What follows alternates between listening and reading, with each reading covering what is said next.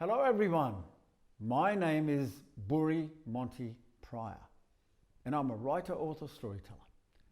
And I have a new book called Story Doctors.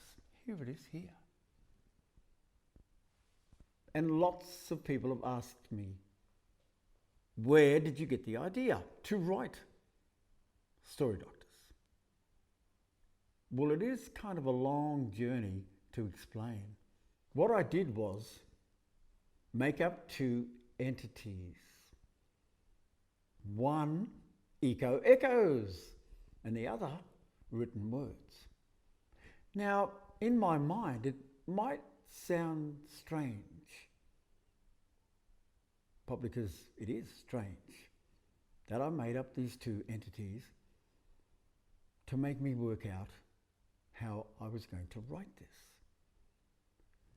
So echoes, if you think about it, is Aboriginal people, and the written words, the newest people. So what I had to do when I asked these two entities about writing the foreword to this book, and they kind of looked at me. They said, Boori, you have to do your work first. Go into that dark room over there and sort yourself out.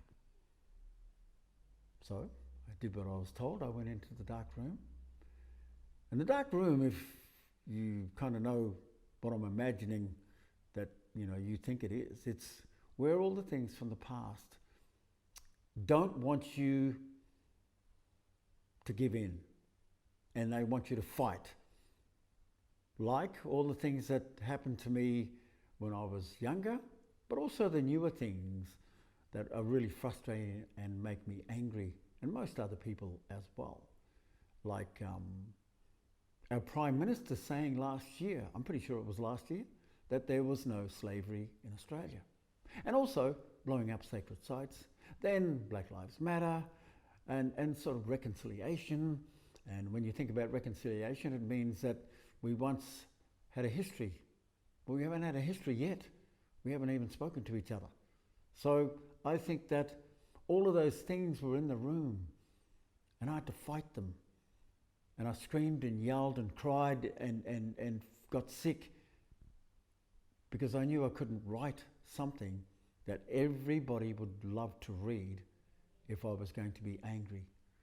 So after I went into the room, I came out, and if you imagine, I walked out through the door and my shirt was torn and blood was coming off the wounds or whatever, and the echoes and the written words were sitting down there going, brother, you've done your work. Come on, let's sit down and write this. Here it is. And I call it Echoes, Words of Medicine. Echo, Words of Medicine. Somewhere in the midst of 2018, I had this feeling that one day very soon our country, Australia, was going to get very sick. We as a nation have been unwell for a very long time now. And I myself was sick of being sick, and felt that what we all needed was a different kind of medicine. The kind that should have been taken well before those annoying symptoms raised their ugly heads. And the medicine I'm talking about is a very special kind of medicine. And it can only be found in one place. It's right there in those echoes. The ones that have travelled through the voices from the oldest continuous living culture in the world. Australia is made up of 30% desert and is the driest continent in the world. First Nations people were shaped from and by the earth. We know each other very well, so much so that we define longevity and defy logic. So, this got me thinking, Could there be any way possible to take these echoes and shape their wise voices into written words of medicine? Fear, anger, self-loathing, loss of worth and guilt punctured my heart again. I cried, I sobbed, I yelled, I screamed. I was in so much pain that I felt I couldn't stop the bleeding. Because I knew that if I had any chance at all to have these written words listen to those echoes, I'd have to wrestle with these monsters once again. As I began to write there in my small room in Carlton, Melbourne, these monsters surrounded me looking for a fight.